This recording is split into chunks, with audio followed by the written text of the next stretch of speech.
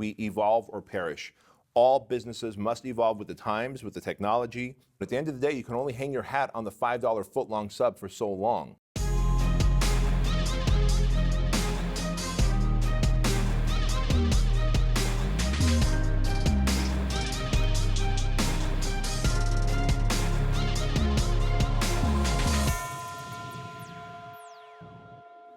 Now imagine that you built a massive, successful business, and then all of a sudden it starts to implode and crumble upon itself. Well, on this episode of the Empire Podcast Show, we're going to talk about Subway franchises, the sandwich franchises, and how they have lost over 900 stores in the last 12 months. I'm Bedros Keuilian, and this is Craig Ballantyne. Welcome to the Empire Podcast. So, Craig, boy, Subway has over 23,000 stores just in the United States, and in the last 12 months, they've experienced the most loss in stores ever, over 900 stores.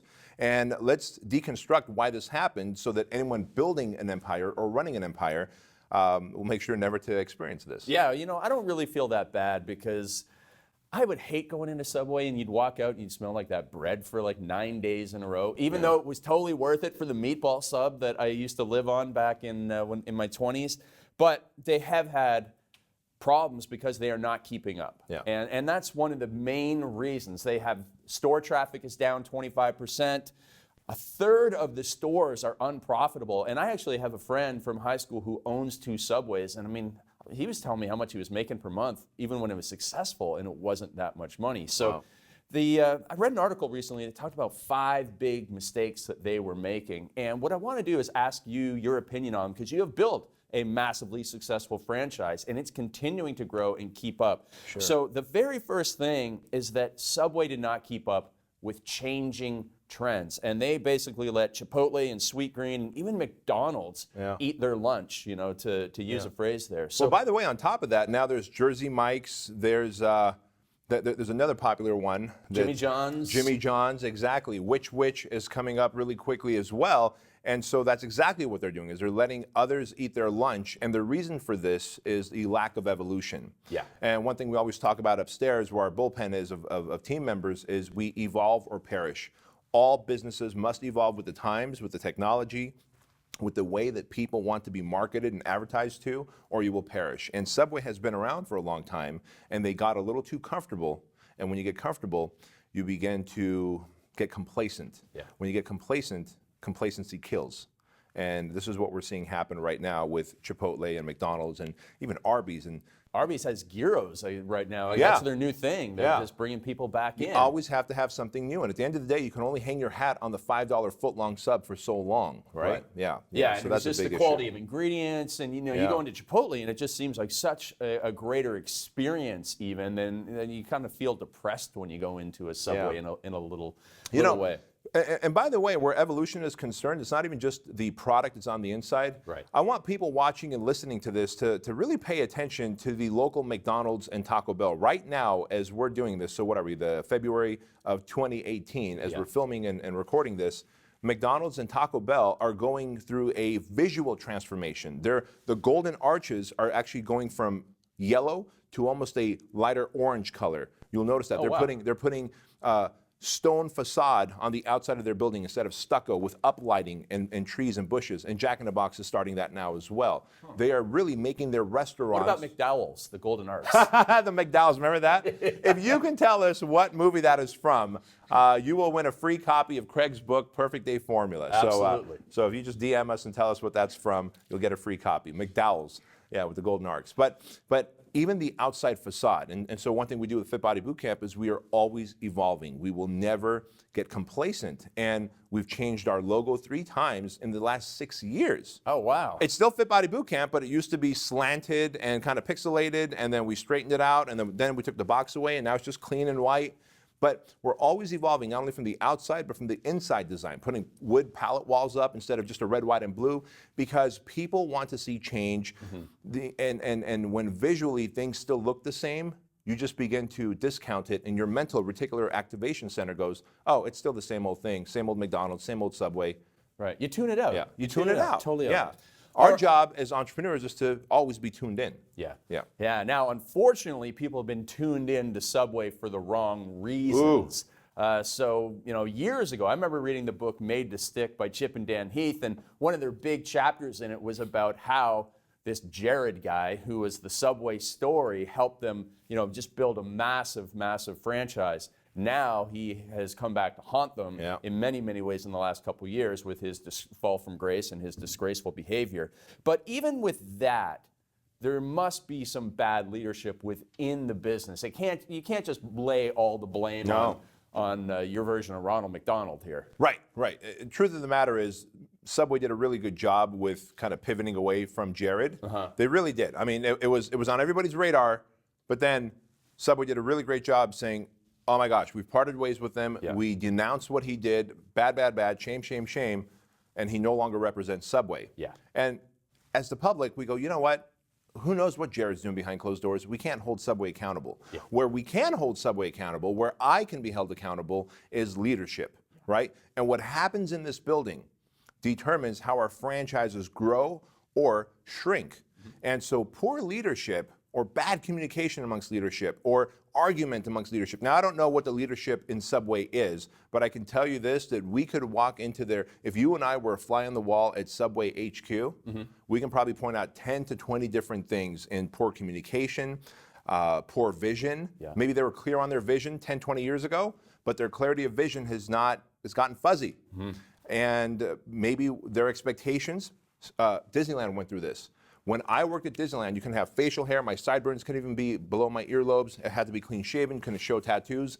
Today, you go into Disneyland and some people have tattoos. You can have a mustache, etc. Piercings, if they weren't on your ears, piercing had to be removed on your nose or lip. Today, employees can have that. Now, when I walk into Disneyland, it's a little different experience for my kids than it is for me. Like, for me, it was magical. Yeah. The magic's gone. The experience is still amazing, but it's not magical, right? And so what happened? Has the leadership in Subway reduced their standards, set lower standards, not by choice, but just by letting it slide? Right, because letting it slide is a dangerous thing. Letting it slide is a dangerous thing. And so leadership is really what affects whether a business is going to grow or contract. And that's the first place that I would check if I were Subway. Can I tell you an interesting letting it slide story? Sure. So, you've ever had a Mars bar? I have. I love them. Okay, so the Mars Candy Company for many years was slightly decreasing the amount of chocolate or the sweetness of the candy bar. And they thought, okay, if we just decrease it by like 0.5%, no one will notice. And over time, they kept on doing that until people started realizing, I don't like this chocolate bar anymore. I don't know why, but it's different than how it used to be. And it was just like cutting corners and letting things slide. And that was how a lot of businesses get into trouble. Yeah. So that kind of goes. Can I share something with you on that point too? Yes. My son brought this to my attention. American Airlines last year reduced the number of olives on their salad from 2 to 1. Right. And ended up saving something like $10,000. Now, that one thing, one olive, goes unseen. Right. But it's the slippery slope of when the greed glands begin to secrete and we go, okay, well, how about finding a way to deliver better service and value and just charge me more for that freaking olive, right? Right, exactly. And this is what happens when we begin to contract this way instead of that way. Yeah, and you know what? The bean counters at American Airlines probably thought no one's going to notice. But you know that I really love this whole frequent flyer thing, and I read about it all the time. And a lot of, I would read these blogs, and people were arguing, upset about it. Sure. The people who were their best customers said, here we go again, another way that American Airlines is screwing us over. First of all, they took away this extra drink, and then they took away lounge access, and now they're doing this to us. And they think we don't know, but we know. Yeah. And now I'm not going to be a platinum anymore. I'm jumping over to Delta or something like that. It's the olive that broke the camel's back, B. Oh, it is the olive that broke the camel's back. That was a good one. And you know what's really crazy about this too is look at this. This one talk about an olive is now on our podcast. Right. Is on all these different blogs that you're on, the frequent flyer blogs. And how much money is it costing them in lost business? One fucking olive. How much money is it costing them in lost business? When in reality, they could have just left that olive on there and charged me $0.25 more for my flight, but then, 10x the service. Right. Don't give me an attitude when I get on your plane. Yeah. Hello, sir. How are you? Wonderful beard. You look handsome. How about one of those? That would be 100xing the service, I believe, but that's okay.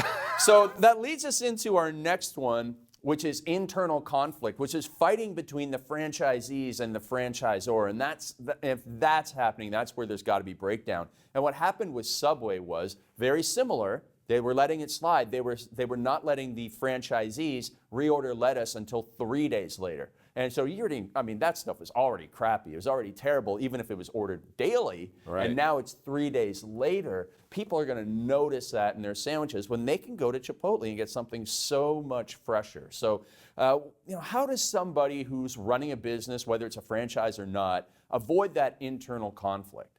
To me, it's a very simple thing. And I've got a good friend from years ago. His name is Craig Gerasi. And Craig said, he put his arm around What's me. he doing? He was actually the district manager for the personal training company that I worked for. Got it. He had another mentor for me back in the day. And he put his arm around me, and I was just showing my frustration. I was a manager of one of the locations, and I was like, Craig, I can't believe that this trainer just walked out on that client when he got a call from his girlfriend. Like, it's common sense. You don't walk out on your client. And he put his arm around me, and he goes, buddy, common sense is not so common. And I go, holy hell, you're absolutely right. And here's a great example of common sense is not so common. As the franchisor, as the Fit Body Bootcamp franchisor, I like to think that I've got my finger on the pulse. Yep. But you know what I do instead, just to make sure I've got my finger on the pulse? I don't assume that I know what's going on out there at our franchise locations. One, I open up my own locations, our corporate-owned locations, right? So I have my own Fit Body Bootcamp locations. And I don't know, does Subway have any corporate-owned stores? Because if they did, maybe the president or the vice president or the COO could have their finger on the pulse and go, hey, this is what's happening at our own actual stores, so our franchisees are not off base. That's thing number one. Thing number two is stay plugged in to your franchisees. Don't be adversarial. Don't be problematic with them. Now, having said that, there's some requests that our franchisees make that are just way absurd. Sure. Way absurd. And that happens in every business on every platform. And you have to be able to discern whether, is this bordering on absurd, or is this something that I actually need to address? And so I have about 20, 25 franchisees that when I hear something, I go to them and I go, hey, do you think there's any validation to this? Is there any truth to this? Is there anything that I could do to make this better? One of those things, and I'll be fully transparent, last year we had a deal with Costco. So on Costco.com and in every Costco, you could buy gift cards, 3 months of workouts at Fit Body Bootcamp for $150. Now that's a smoking deal, especially considering we charge about $150 a month at a Fit Body Bootcamp. Right. And so our Fit Body Bootcamp owners started to contact us as they were getting these in, and they said, hey, look, we got this gift card in. Someone's got 3 months for $150, but when it was time to sell them on more training, they really wanted that level of deal, and we weren't able to give them, $60 a month in bootcamp membership. So our closing percentage is down. Yeah. Well, so I immediately started asking around, hey, is this true? Is this true? Is this true? If it's only from 1 or 2 people, maybe you just have a closing problem, right? But I started asking around to all the different locations that were getting the Costco deals. And they said, you know what? In fact, it is true. We're just having a really hard time closing them on additional programs on an ongoing 6 months or a year. So we contacted Costco and we said, hey, you know what? December 31st is our last month. You asked for a 30-day notice. Here's our 30-day notice. And as of this past December 31st, we stopped the Costco deal. Now, I love the idea of being aligned with Costco, big global brand, but the fact that they wanted us to keep our price so low and what we give so high created a discrepancy in conversions for us. So I'm either going to tell my franchisees, hey, you know what, you don't know what you're talking about. We're going to keep selling that. And now I'm going to build enemies, right? We're going to have a rebellion. Or I'm going to listen, be humble, and then solve the problem if I can solve it. Yeah, and you know what, as we do this, I'm starting to think, I'm pretty sure that Fred DeLuca, the man who started Subway, did pass away a couple years ago. And so I imagine that once he was out of the game, that things started to slide, right? Yeah, same with Sam Walton with Walmart, right? Yeah. Absolutely. All right, so now the fourth thing that is apparently behind the fall of Subway is something you mentioned before, the $5 footlong, and the reliance on intense discounts. So you can't charge what you're worth, and then that can really hurt you. And that actually goes back to the exact Costco story that you told right there, right? Exactly. Like, we know that we want to keep our prices at a premium. Fit Body Bootcamp is not a class that you would take in a big box gym like an aerobics class. Fit Body Bootcamp is personal training, where a personal trainer actually runs the workouts, modifies the workouts for you for your fitness levels or injuries. We do monthly fitness evals. We follow up. If you don't show up to a workout, we follow up just like a personal trainer. So we're not a class. We call our workouts sessions, just like a personal training session. But instead of one-on-one, It's a group workout session, so we've made it more convenient and affordable. But we're not going to reduce our price down to $60 a month or whatever like these other classes offer, because they have a TV that's running a workout and you just watch the TV and do that in the thing. We have a personal trainer who's leading their workouts. So if we were to discount to compete with them, we would put ourselves in the grave. Instead, we increased our value. We position ourselves as a category of one, right, which is what Subway should have done. Hey, we are the original. We use better ingredients. I mean, holy hell, Quiznos came and went, right, because they had their own issues, but they should have taken the lead from Quiznos and said, look, Quiznos is gone, but the reason they even did well was because they had better ingredients, higher quality.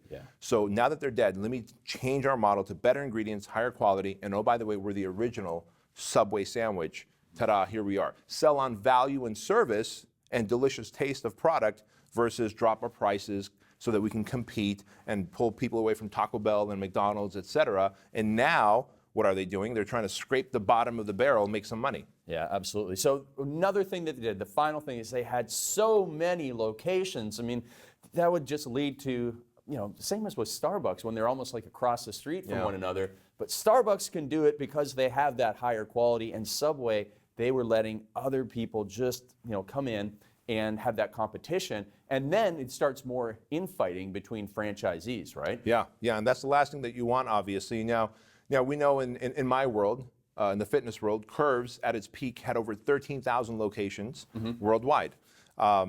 Currently, CrossFit has over 5,000 locations. They had 7,000. I think they're contracting, but they're contracting for a different reason. I believe that they're contracting because of lack of marketing support they're giving and business support they're giving to their owners. Why be a CrossFit when you just go and have the same stuff in there and you're going to do all the marketing anyways? Yeah, exactly.